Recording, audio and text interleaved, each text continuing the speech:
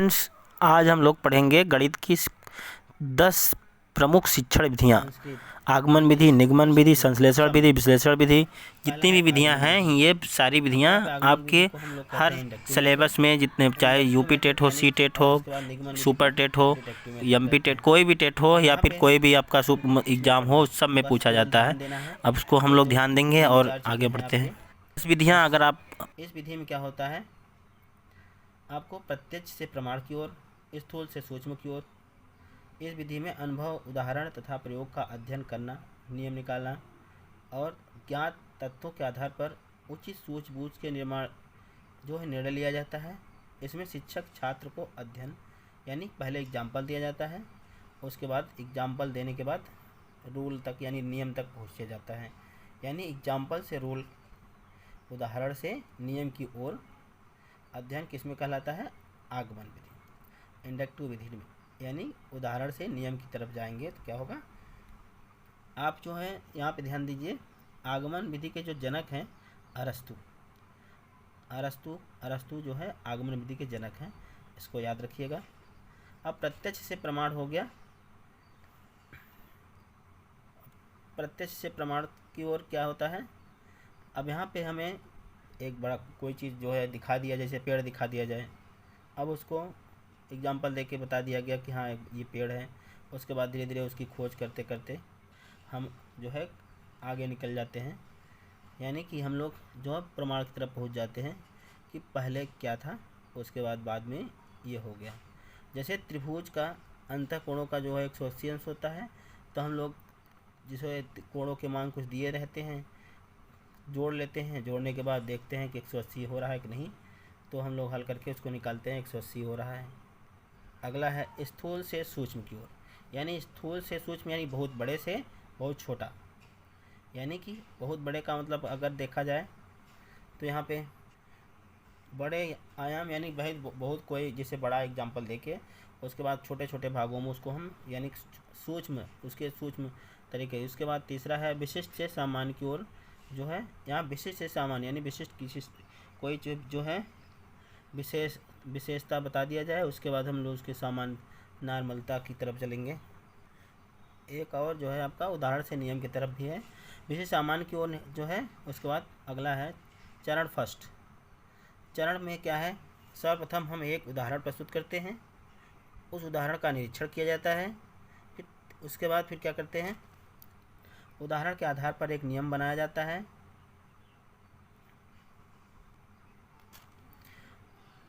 जिसे सामान्यीकरण कहा जाता है। उदाहरण के आधार पर एक नियम बनाया गया, यानी उदाहरण से नियम की तरफ गए तो क्या हुआ, आगमन विधि हो गया, इंडक्टिव मेथड हो गया। अब यहाँ पे गुण क्या है, देखिए गुण एक वैज्ञानिक विधि है। अब यहाँ पे देखिए कोई क्वेश्चन अगर मान लीजिए आपके पास आ गया, गुण में क्या है, एक निम्नलिखित में से कौन से आगमन विधि यानी आगमन की वैज्ञानिक विधि है। अब यहाँ पे इंडक्टिव मेथड कौन सी है, यह एक वैज्ञानिक विधि है जिसमें बालकों में नवीन ज्ञान की खोज का मौका उपलब्ध कराता है। सेकंड नंबर है ज्ञात से अज्ञात की ओर, सरल से जटिल की ओर चलकर बालकों से मूर्त उदाहरण से सामान्य नियम निकालवाए जाते हैं, जिससे बालकों में जिज्ञासा बनी रहती है। अज्ञात से अज्ञात यानी हमें ज्ञात चीज़ें, अगर जो ज्ञात चीज़ें हैं उसको बताया जाता है रहती है, उसके बाद अज्ञात चीज़ों को हम लोग खोज करके निकालते हैं। अब हमें एग्जाम्पल पता होता है, एग्जाम्पल से हम लोग नियम तरफ पहुंच जाते हैं। सरल से जटिल की ओर, सरल से जटिल यानी कि पहले हम लोग जो हमें पता है वो हम वहाँ तक जाते हैं, उसके बाद जटिल कठिनता की ओर चलते हैं। अब यहाँ पे सरल से जटिल की ओर, उसके बाद मूर्त उदाहरण से सामान्य नियम की निकलवा जाते हैं। अब मूर्त से सामान्य, अब यहाँ पे बालकों, तीसरा नंबर है स्वयं से अधिगमन करने के कारण अधिगम अधिक स्थायी रहता है। दोष है, दोष में समय अधिक लगता है। जैसे मैं एग्जांपल दे दिया और उसका रूल निकालने के लिए आपको कहूँगा तो समय अधिक लगेगा। अब जैसे क्या होता है, एग्जांपल देके नियम निकालने के लिए कहा जाए तो समय अधिक लगता है, तो यहाँ पे क्या हुआ, समय अधिक लगता है। उसके बाद दूसरा है अधिक परिश्रम और सोच की आवश्यकता रहती है। तीसरा है एक तरह से अपूर्ण विधि है, क्योंकि खोजे गए नियमों या तत्वों की जांच के लिए निगमन विधि की जरूरत होती है।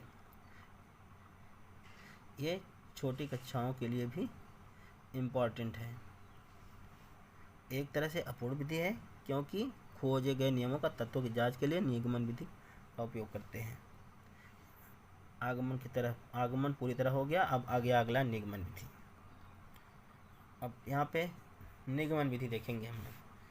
निगमन विधि, इस विधि में पहले यहाँ पे जो है निगमन विधि को कहा जाता है डिडक्टिव मेथड और आगमन को इंडक्टिव मेथड। तो यहाँ पे क्या है, पहले स्थापित नियम सूत्र का प्रयोग करके अध्यापक छात्रों को समस्या का समाधान करना सिखाता है।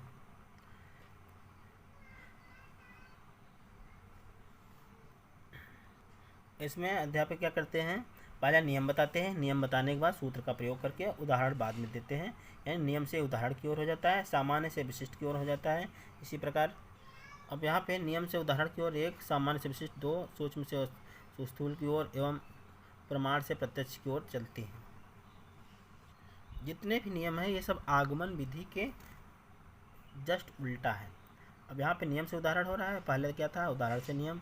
सामान्य से विशिष्ट है, पहले क्या था, विशिष्ट सामान्य था। सूक्ष्म से स्थूल है, स्थूल से सामान्य पहले था।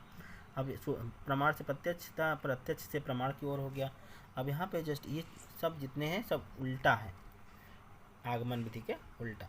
पहले नियम बताया जाता है इसमें, बाद में उदाहरण बताया जाता है। क्या है, रटने के ऊपर आधारित है। इसके गुण क्या है, यह एक सरल और सुविधाजनक विधि है। स्मरण शक्ति के विकास में सहायक है। संक्षिप्त और व्यवहारिक विधि है। बालक तेजी से सीखता है। अब यहाँ पे गुण 4 हो गए। दोष देखिए, रटने की शक्ति पर बल देता है। ये एक बहुत इंपॉर्टेंट क्वेश्चन है, पूछा जाता है। रटने की विधि संश्लेषण है, विश्लेषण है या आगमन है? तो क्या है ये? निगमन विधि है। निगमन विधि पर आधारित है, रटने की शक्ति पर बल देता है। अगला है आपका विश्लेषण विधि। विश्लेषण विधि किसी विधान या व्यवस्था क्रम की सूक्ष्मता से परीक्षण करने की तथा उस पर मूल तत्वों को खोजने की क्रिया को विश्लेषण नाम दिया जाता है। विश्लेषण विधि जो होती है वो आगमन विधि से लगभग मिलती है, और ये विश्लेषण क्या विधि है, संश्लेषण विधि के उल्टा है।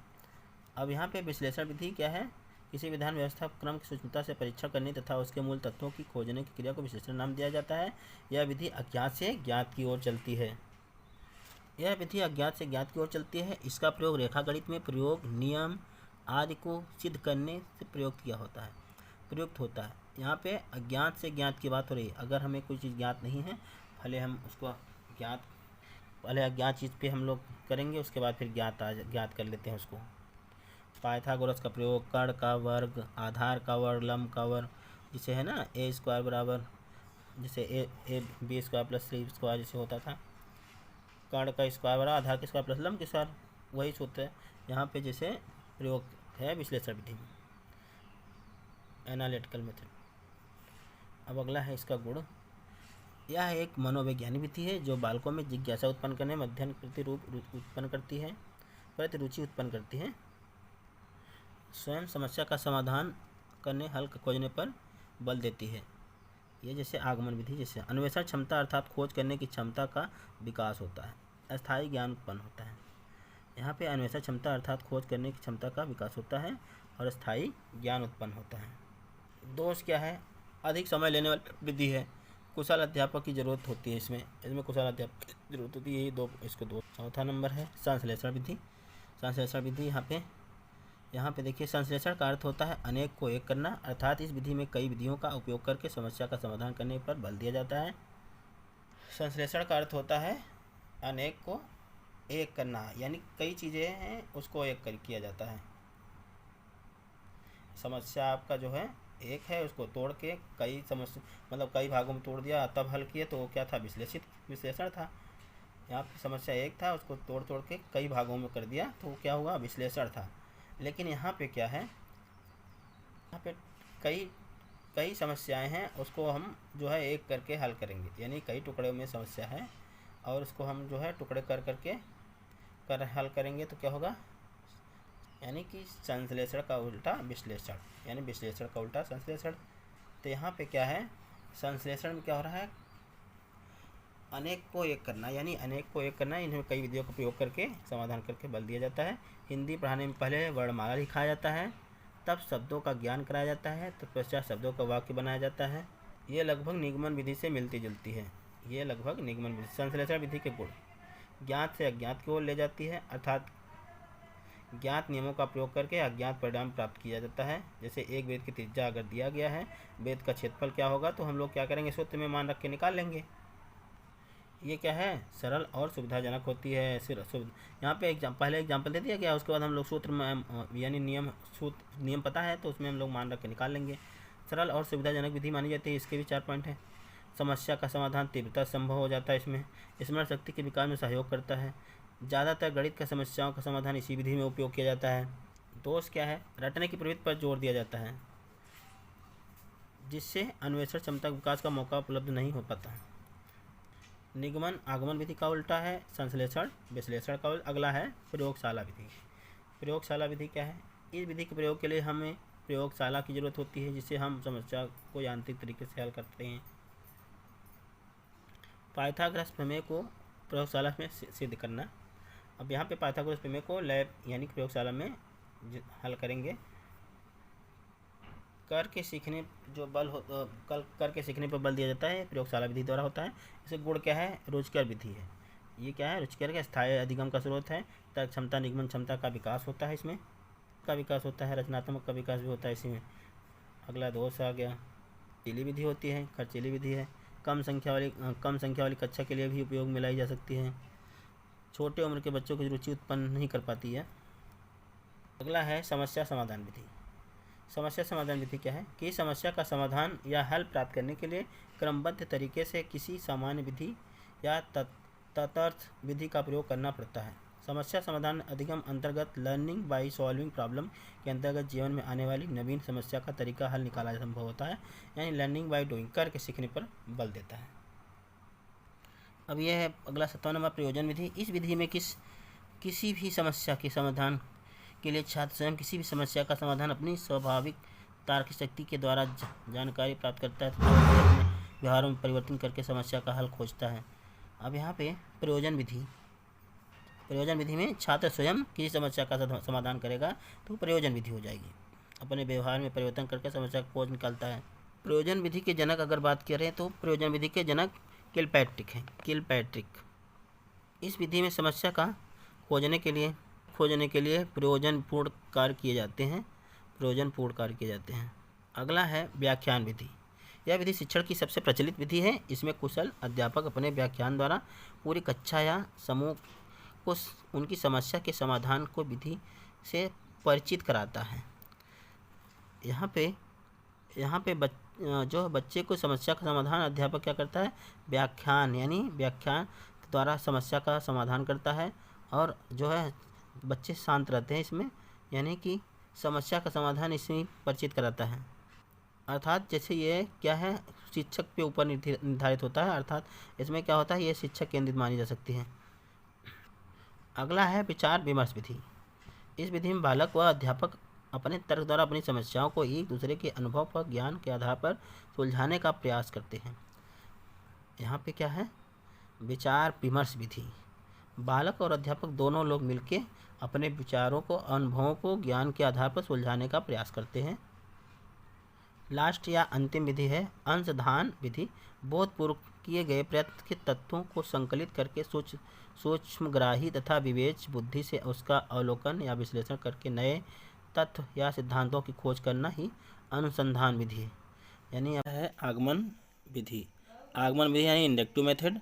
आगमन विधि के जनक प्रतिपादक यानी अरस्तु हैं। इस विधि में सीधे अनुभव, उदाहरण तथा प्रयोग का अध्ययन करके नियम निकाले जाते हैं। यह शिक्षण विधि छात्र केंद्रित चाइल्ड सेंटर्ड होता है, जो विद्यार्थियों को करके सीखने पे बल देता है। ये जो विधि होती है उदाहरण से नियम की ओर होती है। इसमें पहले क्या बताया जाता है, उदाहरण बताया जाता है, उसके बाद जो है आपको नियम बताया जाएगा। लर्निंग बाय डूइंग पर बल दिया जाता है। इस विधि के तर्क करते हुए देखिए, इस विधि में क्या है, सबसे पहले हम लोग देखते हैं, अगर जैसे कोई बच्चा है, हम उसको प्रकाश संश्लेषण के बारे में अगर बताते हैं तो प्रकाश संश्लेषण कैसे कैसे होता है, कितने कार्बन रहेंगे, कितने हाइड्रोजन रहेंगे, क्या जल की मात्रा कितनी रहेगी। अगर उसको हमको पहले पहले क्या बताना है, पेड़ बताना है। पेड़ बच्चा आसानी से समझ पाएगा, क्योंकि ये है, देखिए पेड़ बन गया।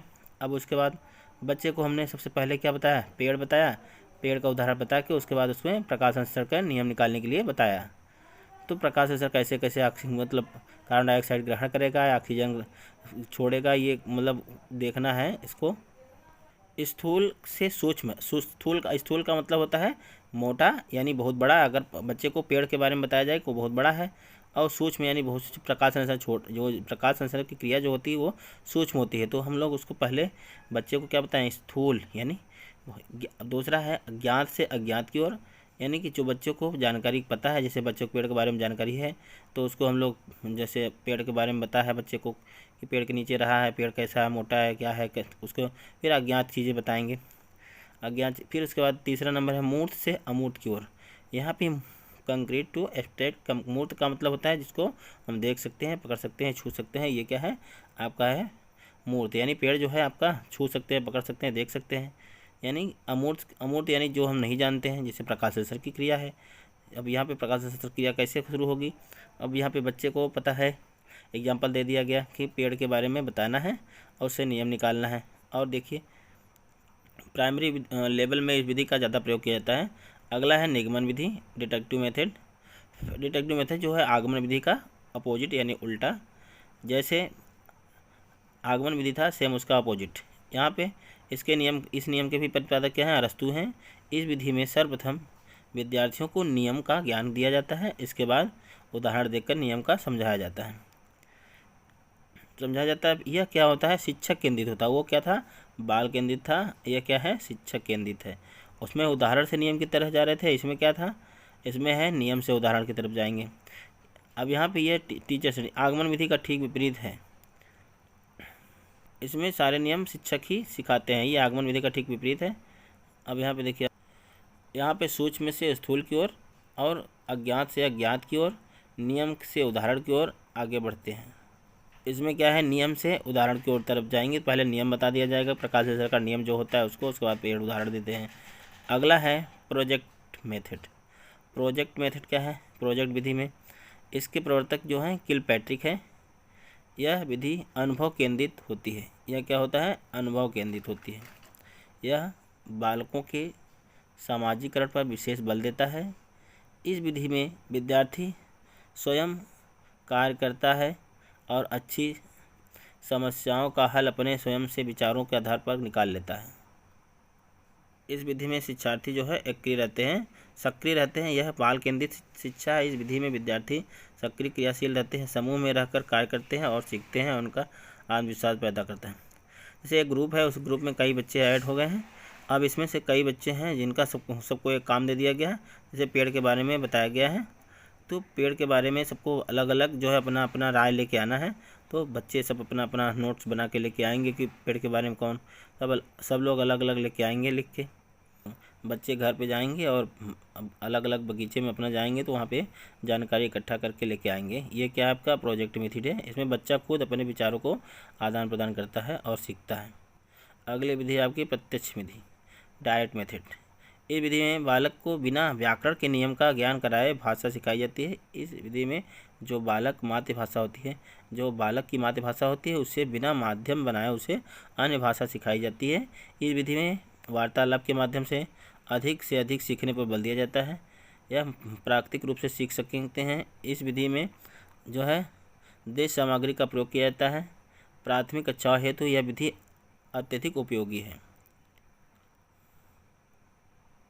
श्रव्य दृश्य सामग्री का मतलब TLM का प्रयोग किया जाता है।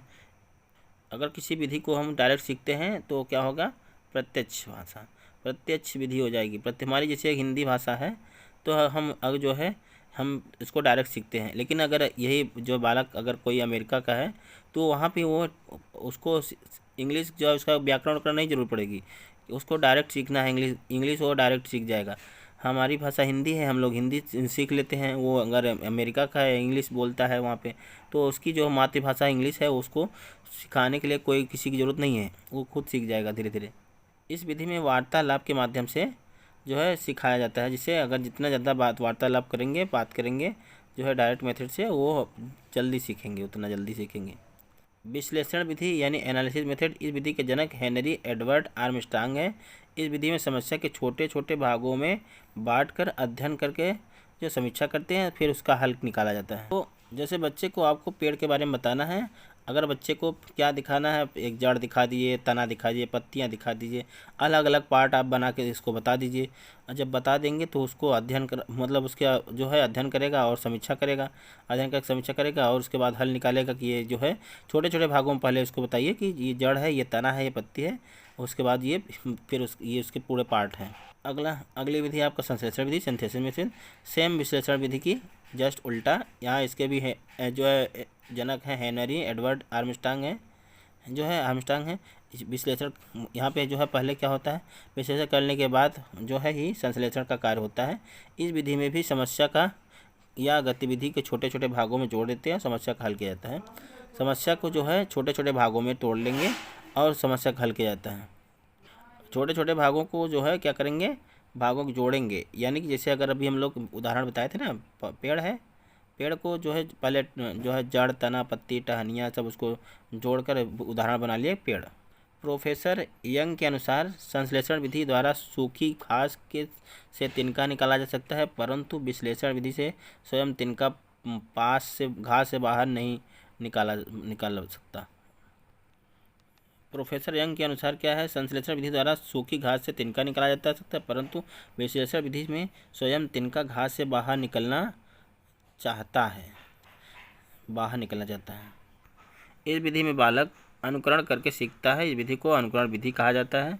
इस विधि में बालक अपने शिक्षक का अनुकरण यानी नकल करके सीखता है, लिखता है, पढ़ता है या नवीन रचना करता है। और इस विधि में अंतर्गत बालक शिक्षक का उच्चारण को सुनकर वाचन करता है, और पहले शिक्षक बोलता है फिर बच्चा सुनता भी है। अनुकरण का सीधा सीधा अर्थ है कि नकल करना यानी कॉपी करना। बच्चा जो है अनुकरण करके फिर बच्चे अपना जो है अपन वाचन करते हैं, और पहले शिक्षक बोलता है फिर बच्चे उसका अनुसरण करते हैं। व्याख्यान विधि क्या है, व्याख्यान विधि में किसी तथ्य या विषय की जानकारी दी जाती है।